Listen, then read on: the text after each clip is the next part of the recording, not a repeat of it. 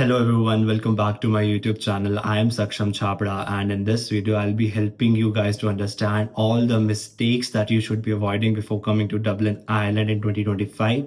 Make sure to watch this video till the very end. It's going to be really helpful. So without further ado, let's start the video.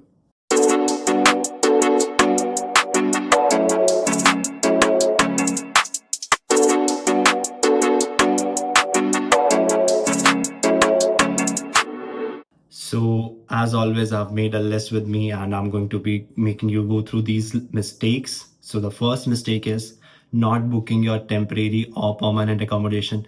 Trust me, if you're planning on coming over here, accommodation crisis getting severe day by day in Dublin, Ireland. The accommodation is getting really expensive if you're preferring on living in the city center or even in the outskirts. So make sure to at least book yourself accommodation, be it on temporary basis or a permanent basis. If it's a permanent basis, that's the best thing you can do for yourself. But at least book yourself an accommodation, because a lot of people think that they will come over here and stay in some hotels or Airbnbs. Meanwhile, they'll be searching for accommodations. But do remember this point: you will not be the only one who will be looking for the accommodations at that point of time when you'll be landing here in somewhere around September 2025. So it's better to book your accommodation right now in January or February, whenever you are watching this video. And the best way to do is, I would highly suggest checking out the Uniliving, the website, and I'll link them in the description. Make sure to go through the properties. They will tell you and recommend you properties as per your budget, your requirements, and the areas and everything. So make sure to check them. Even if not them, at least start finding your property. That's a personal recommendation. Do not make this mistake of not booking an accommodation and then coming over here. So now let's talk about the mistake number 2, not booking your flights on time. This might sound weird to a lot of people, because here I'm going to suggest you to either book your flights before you apply for your visa, maybe right now in February or January, whenever you're watching this video, to book your flights. If not book, at least log the prices, because what happens is when you'll be filing your visa applications, the visa authorities needs to know how much sure you are and how solid your plan is of coming over here in terms of finances, accommodation, college, and other things. So you give them a sense of surety by booking and giving in your flight tickets. Even if your visa counselor is not recommending you to submit your flight tickets, I am personally going to suggest you to do that. I don't give a shit about what they are telling you. Do submit your flight bookings if you have them. And trust me, it's much more economical to book flights right now rather than booking it after you get your visa, because you know the prices are going to be skyrocketing at that point of time. So it's better to do it right now. Take it from somebody who has done the entire process and did it very smoothly. So trust me over here. So now mistake number 3 is of not getting a Forex card. I would highly suggest you to get yourself a Forex card, because you cannot expect yourself to make all the transactions in cash, because a lot of times in a lot of places like IRP offices, over different retail shops, they only accept the card payments. They are not accepting cash payments now. Everywhere around in Ireland, everybody's accepting card payments. So it's better to get yourself a Forex card and do not bring too much of cash, which is the mistake number 4. So these mistakes go hand in hand, 3 and 4. First, not getting yourself a Forex card, and second mistake is of bringing too much cash.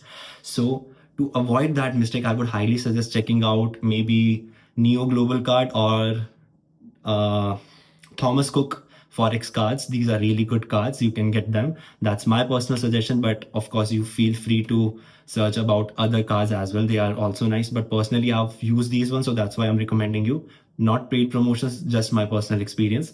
And make sure not to get too much cash, because it's not really necessary, because everywhere you're going to go is going to be through card. And if you are under the limit where you've not spent more than a particular amount, so that you're not paying TDS at every transaction, so it's better to make the payments through cards. So the ideal ratio you should be getting from India is, let's assume you are going to bring X amount, split that in 60-40 ratio. 60% of it should be in your Forex card and 40% of it should be in your cash. So that's a personal suggestion. If you're going to follow it, you'll feel it very convenient. Trust me, it's going to be a better decision. 60-40, 60 in card and 40 in your cash. Mistake number 5, overpacking all the time. So trust me, you are not supposed to overpack because it's going to cost you firstly at the airport authorities, and you don't want to do that. Trust me, if you're ready to bring a lot of things just from the India, so pre pay the expenses on the flight rather than paying them at the counters because it's going to be cheaper. So do not overpack, because let me tell you very honestly, this thing, even I was afraid before I came over here, but after coming over here and understanding all the surroundings, how things work over here, from where you can buy what thing, life becomes really easy. So now I can say this thing with assurance that if I would have gotten nothing from India and would have landed over here, I can easily get all the things that I would have required to sustain myself over here. So try to pack light. I'm going to make a different video on that as well, what all things you need to pack, but I'm not sure whether will I be making it right now because it's going to be too soon and people might forget it later down the lane. So I might plan it somewhere around May or June when you will guys be preparing to come over here. But if you want me to release that video, let me know in the comment section. I will try to make that video right now. And at the same time, I'll be recording another video when it's going to be the time for packaging.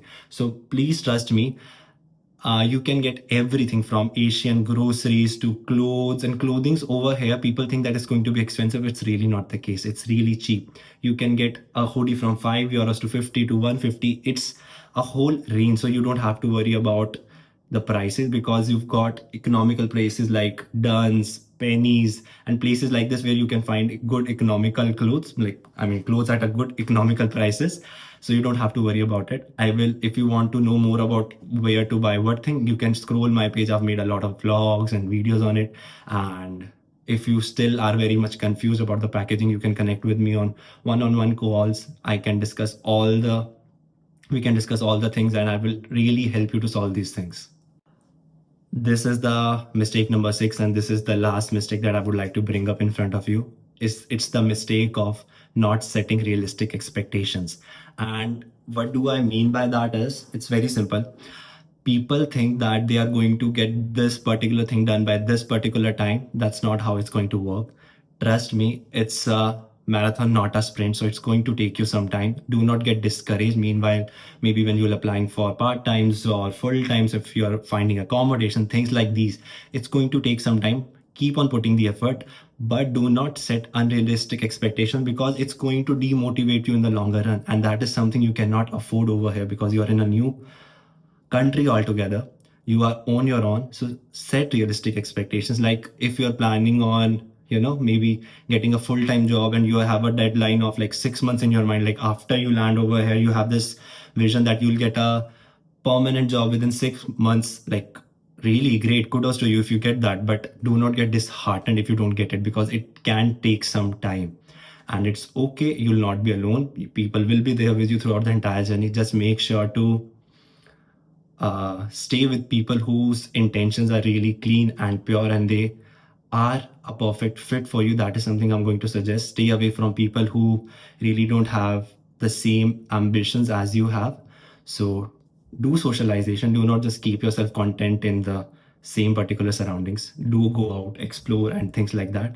But I hope I am making myself very clear by what I mean. Like, do not set unrealistic expectations.